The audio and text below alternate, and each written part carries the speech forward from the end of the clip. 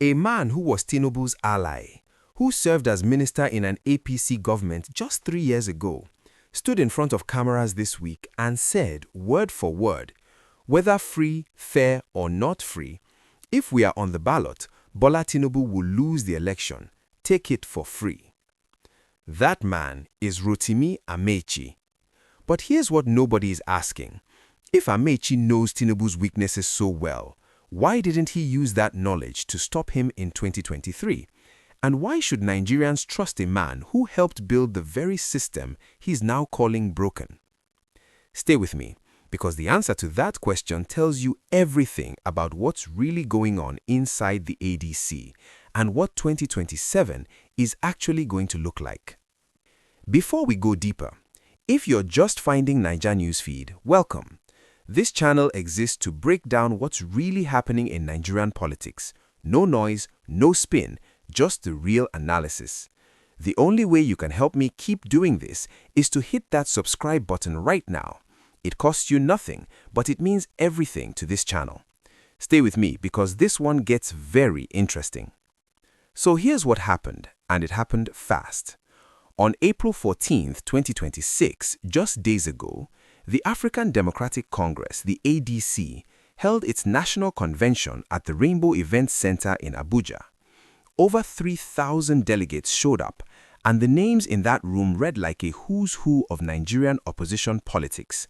Atiku Abubakar, Peter Obi, Rabiu Kwankwaso, Nasir El-Rufai, Rauf Aregbesola, Aminu Tambuwal, Dino Melaye, all in the same hall under the same party banner. Even the Chinese, British, and Norwegian envoys attended. That tells you the international community is watching this very closely. The convention was themed So the Nation May Work, and it focused on restructuring the party's leadership, adopting a new constitution, and building a united front against Tinubu's APC in 2027. Now, Rotimi Amaechi didn't just attend, he spoke, and what he said made headlines across every major outlet in Nigeria. He told the convention flat out, ADC must find a viable candidate to beat Tinubu. He warned them not to play identity politics, no ethnicity, no religion. He said, and I'm paraphrasing, when we joined APC before 2015, we went looking for a viable candidate, and we succeeded. That same energy is what we need now. Then, the following Friday, he went on Channels Television and said something even bolder. He said Tinubu would lose, fair election or not, that Tinubu is afraid of a strong candidate on the ballot, and that if Tinubu was truly confident, he would order the DSS, the judiciary, and INEC to operate freely and independently. Those are fighting words from a man who knows where the bodies are buried. But here's where it gets really interesting. To understand why this matters, you need to understand 3 institutions that are at the center of this whole story. First, INEC, the Independent National Electoral Commission. Under the Electoral Act, INEC is supposed to be independent. It registers parties, conducts elections, and certifies results. But Amaechi openly accused the Tinubu government of pressuring INEC and the judiciary to undermine the ADC's internal processes. INEC has even suspended recognition of the ADC's leadership, both the David Mark faction and the Nafiu Bala Gomba faction, pending a Supreme Court ruling on who actually controls the party. If INEC refuses to recognize ADC leadership, the party can't officially field the candidate. That's the nuclear option, and it's already been deployed. Second, the judiciary. There is an active Court of Appeal judgment that critics say questions the legitimacy of the ADC convention that just happened. The Gomba faction took David Mark to court, and the lower court drama is still unresolved. Amaechi called this out directly, saying the government is using courts to disrupt opposition parties. Whether or not you agree with him, it's a pattern we've seen before in Nigerian politics. Third, the Federal Capital Territory Administration under Nyesom Wike. 24 hours before the convention, the venue owner, the Rainbow Event Center, was allegedly contacted and pressured to cancel the ADC's booking. The ADC spokesperson said the owner was threatened with license revocation if he allowed the event. The ADC scrambled overnight, but they held the event anyway. Defiance. But also a sign that this coalition is operating under pressure from day one. The law is clear. Section 40 of the Nigerian Constitution guarantees freedom of assembly. But in practice, those with executive power can make your life very difficult, even without technically breaking the law. That gray area is exactly what's being exploited right now. Now we get to the real game, and this is why you're here. Who benefits from Amaechi's moves? Rotimi Amaechi is playing a very deliberate positioning game. He is not officially declared as a presidential candidate, not yet. What he's doing is something more strategic. He is presenting himself as the man who understands both sides of the equation. He was in APC. He knows how Tinubu operates. He served as campaign director general for Tinubu's primary opponent, Muhammadu Buhari, back in 2015. He knows the machine from the inside. And now he is signaling loudly that he's ready to use that knowledge against his former ally. On Channels TV, he said plainly he understands Nigeria's problems and he can solve them. That is a presidential declaration in everything but the formal paperwork. Who are the silent players? Here's something the headlines are missing. Amaechi told the convention he would support Atiku Abubakar if Atiku emerged as the ADC presidential candidate. But Atiku himself has said he would step down if Peter Obi clinched the ticket. And Peter Obi hasn't committed either way yet. So you have four major figures, Atiku, Obi, Kwankwaso, and Amaechi, all in the same party, all with presidential ambitions, all waiting to see who blinks first. That is a coalition of egos, and historically in Nigeria, coalitions of egos don't hold. What's Tinubu's countermove? The Tinubu administration isn't sitting quietly. The alleged pressure on venue owners, the INEC leadership suspension, the court cases, these are all part of a political strategy to keep the ADC off balance, disorganized, and legally vulnerable heading into 2027. Amaechi called out DSS chief Nuhu Ribadu by name, saying, "Tell him to leave the judiciary and INEC alone." That is an extraordinary accusation, naming Nigeria's national security advisor as a tool of political interference. Regional dimension. Here's the geography of this that matters. Amaechi is from Rivers State, the south-south. Atiku is from the northeast. Obi is from the southeast. Kwankwaso is from the northwest. If the ADC gets their candidate selection right, they could theoretically build a coalition that cuts across every geopolitical zone, which is exactly the threat the APC is afraid of. But if they get it wrong, if ethnicity and religion drive the choice, they will splinter before the primaries. Amaechi knows this. That's why he said explicitly at the convention, ethnicity and religion will only take us back to where we started. The open loop. The question you should be sitting with right now. Can men who have spent their entire careers fighting each other actually agree on one name? That's the central question, and we'll come back to it. Now, if what I just laid out surprises you, or if you think I've missed something, drop it in the comments. I want to see your take before we get to the part that changes the whole picture. And if this kind of breakdown is what you've been looking for, subscribe to Naijanewsfeed.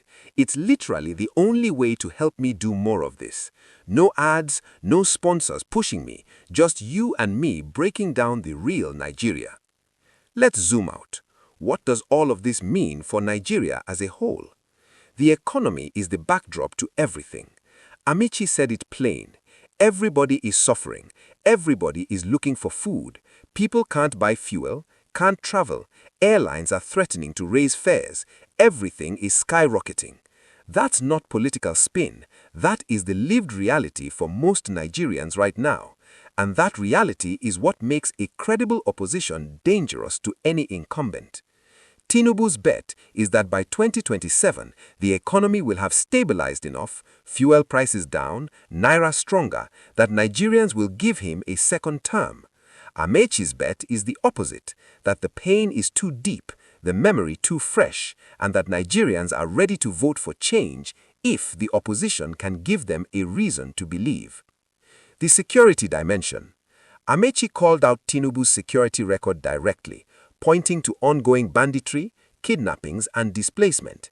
This matters because a sitting president who cannot guarantee the safety of Nigerians going to the polls has a serious legitimacy problem, regardless of how many endorsements he collects. What this means for democracy. The allegation that government is using institutions, INEC, courts, the FCT authority, to suppress opposition gatherings is deeply serious. If true, it means Nigerian democracy is becoming a managed performance rather than a genuine competition. And that's a conversation Nigerians need to have openly, not just in 2027, but now. Now, let me push back on some things, because balance matters. Misconception number 1. Amaechi is a saint fighting a corrupt system. Let's be real. Amaechi was a powerful figure inside the APC. He was Minister of Transport under Buhari. The same questions about governance, resource management, and political patronage that apply to Tinubu, some of them apply to Amaechi too. His River State years were not without controversy. Nigerians should engage with his message critically, not emotionally. Misconception number 2. The ADC is the same as what PDP was in 1999, a fresh start. No, the ADC is made up largely of politicians who exited other parties after losing internal battles.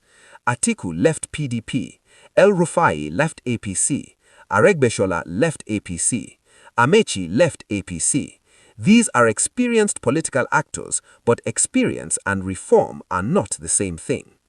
The strongest argument for Tinubu's camp. The ADC hasn't agreed on a candidate. They are one Supreme Court ruling away from being legally headless, and historically, Nigerian opposition coalitions have collapsed under the weight of competing ambitions. The APC knows this, and they are betting on it happening again. Where that argument falls apart. The economic conditions of 2026 Nigeria are different from any previous election cycle.